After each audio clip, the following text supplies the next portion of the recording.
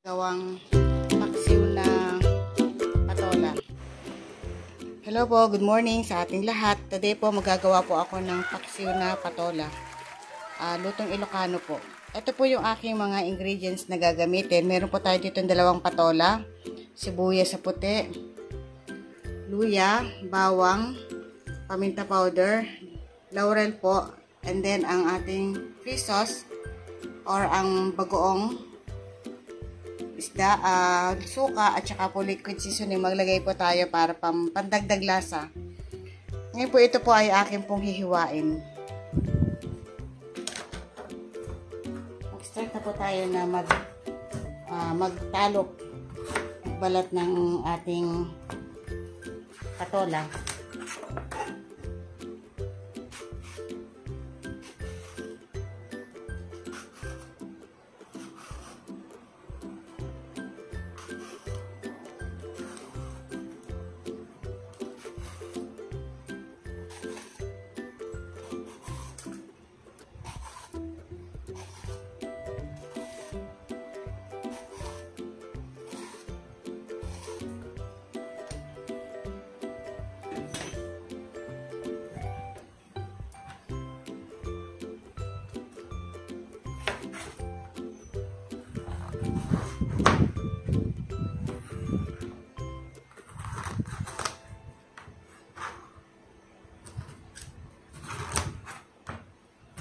Magulang na yung patola.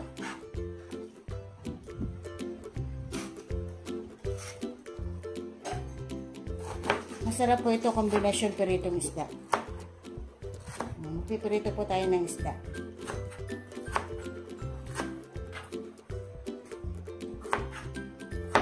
May part na magulang na siya. Mayroon namang part na okay pa.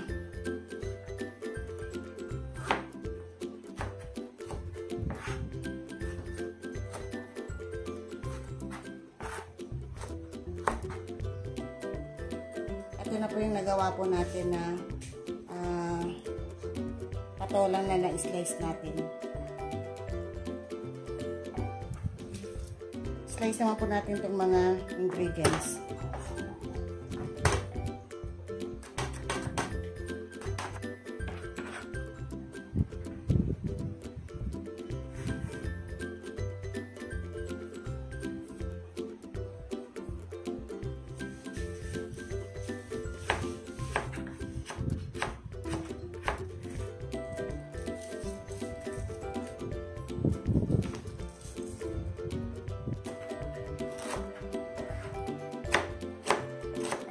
Paano ko na lang mahapdi na yung mga kamay ko nung pala may sugat.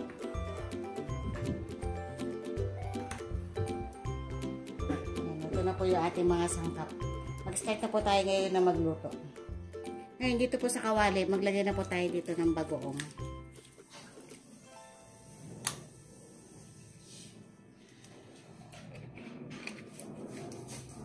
Bagoong, suka,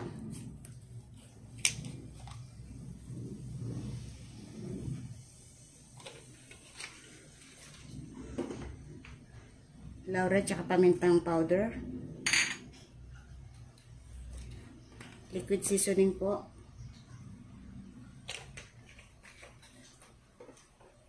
at yung ating mga sangkap.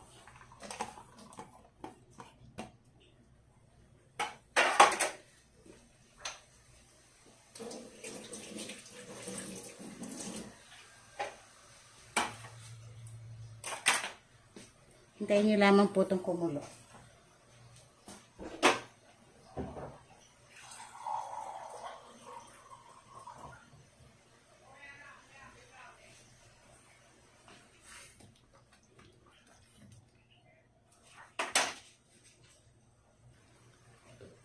Ito po nakulo na. Lagay na po natin itong patola.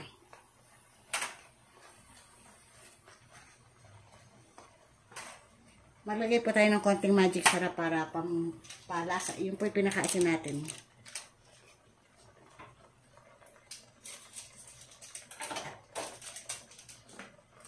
Konti lamang po. Yan.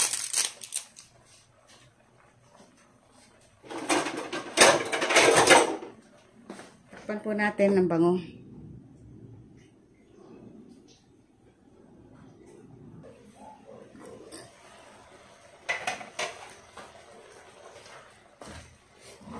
Yan po, nagsabaw siya, oh.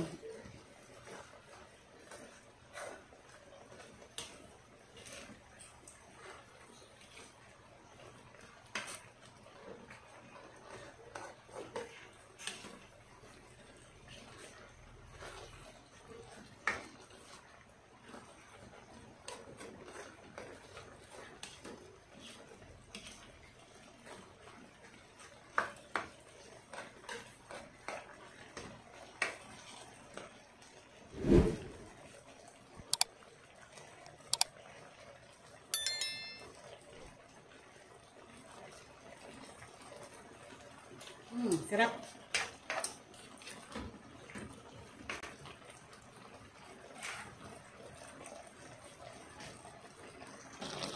Ito na po ang ating nagawang paksiw na patola. Patayin na po natin ang apoy.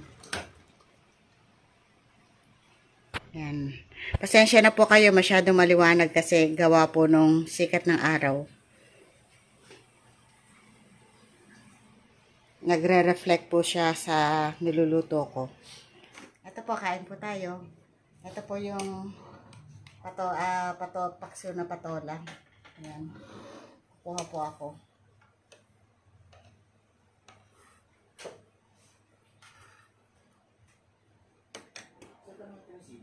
Tapos meron po tayo ditong tilapia. Pero itong tilapia. Sinasabi ko po sa inyo na masarap na kombinasyon.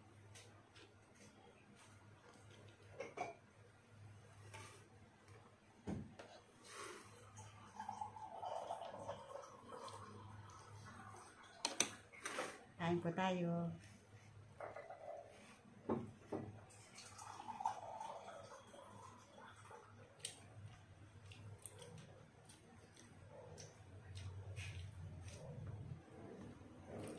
Masustansya na, masarap pa.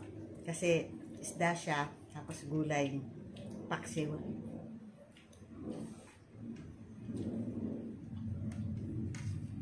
Kaya po, sama kong kakain. Morning po. Kain po tayo. Ay, hindi pala. Ito po pala. Sarap siya. Sarap.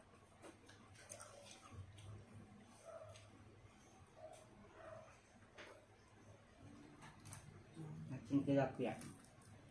Pasok ka dito.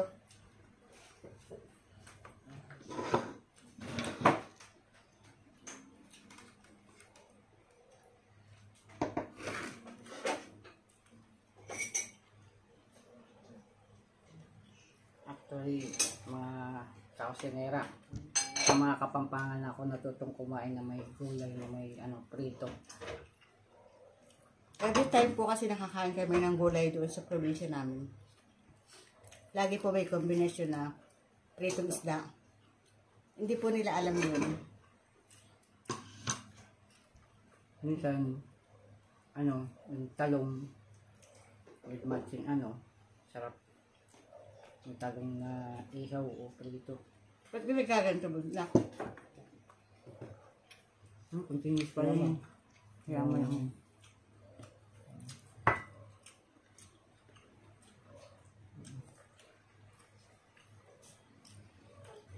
Flash.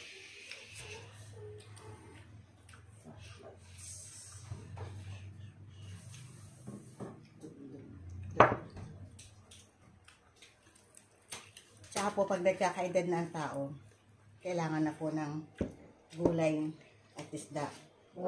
Iwas na sa mga karne. Kaya maganda po kung ganito lang. Simpleng ulam pero masustansya. Kumain na ba siya? Sarap po siya. Try nyo rin. Mahaltong siya.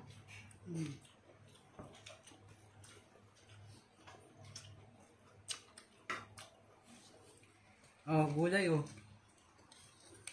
May apo. May apo kuha na. May na pa. Oh, May na pa. kuha ka na.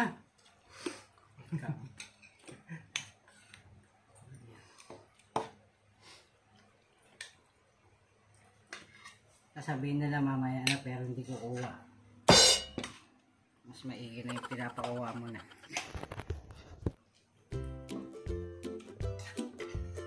Try niyo po lutuin to. Napakasimpleng lutuin. Pero masarap siya. Sa kombinasyon ng paboritong isda. May naalala nga pala ako sa shoutout pala kay DJM. Lagi kasing naka-comment sa amin ni Kakosinera. Shoutout sa'yo. Shoutout po.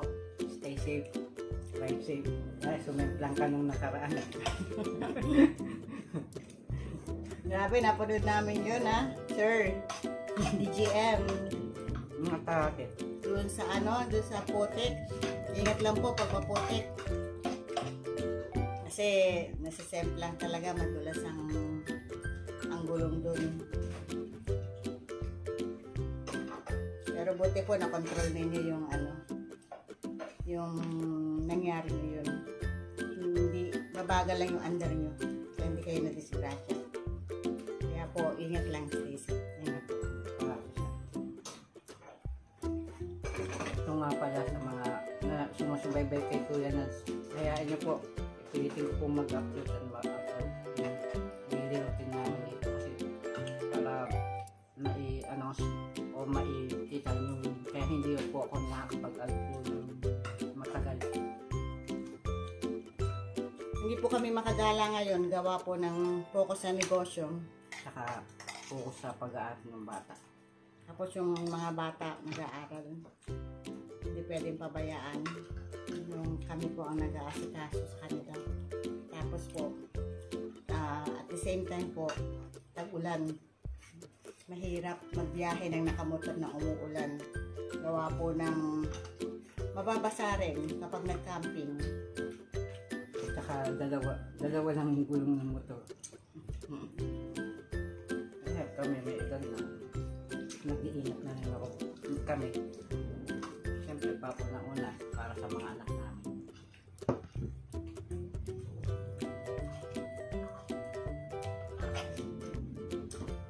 Sarap kumain.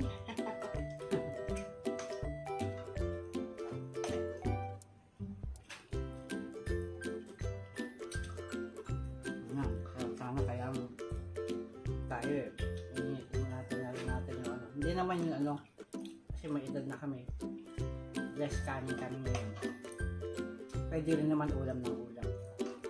Meron kanin less.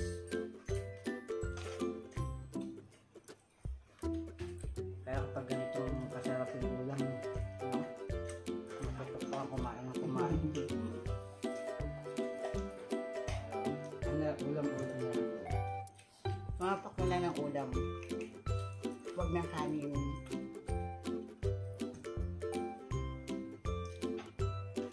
Shout out po sa mga silent viewers, sa mga subscriber ko po dyan. Maraming salamat po sa inyong walang sawang pagtangkilik sa aking mga video, kahit na po ito ay napakasimple lang. Salamat po sa inyong panonood at suporta. Lagi po kayo mag-iingat. Mahirap po magkasakit. Puso po ang sakit ngayon. Ito nga po kami ay galing lamang sa pagkakasakit. Nagre-recover pa.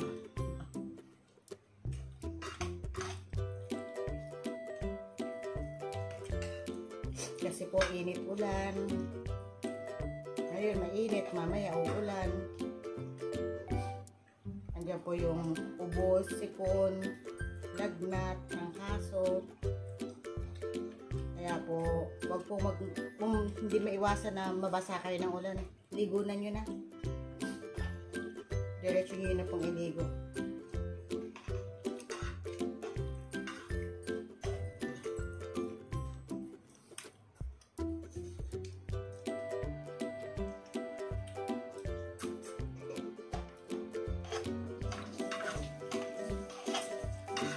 Biling-bili ako sa pinapanood ko.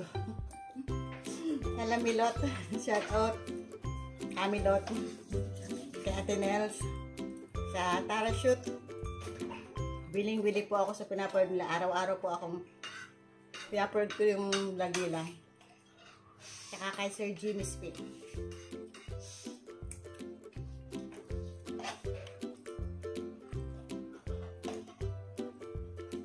Kasi nare-relax ako sa vlog nila eh. About po sa yung kay Ate Nels, about po sa fish pan. Ang sarap, parang ang sarap pumunta doon sa inyo. Tapos mamingwit ng mga bangus sa tilapia. Tapos yung mga alimango ninyo, ang lalaki.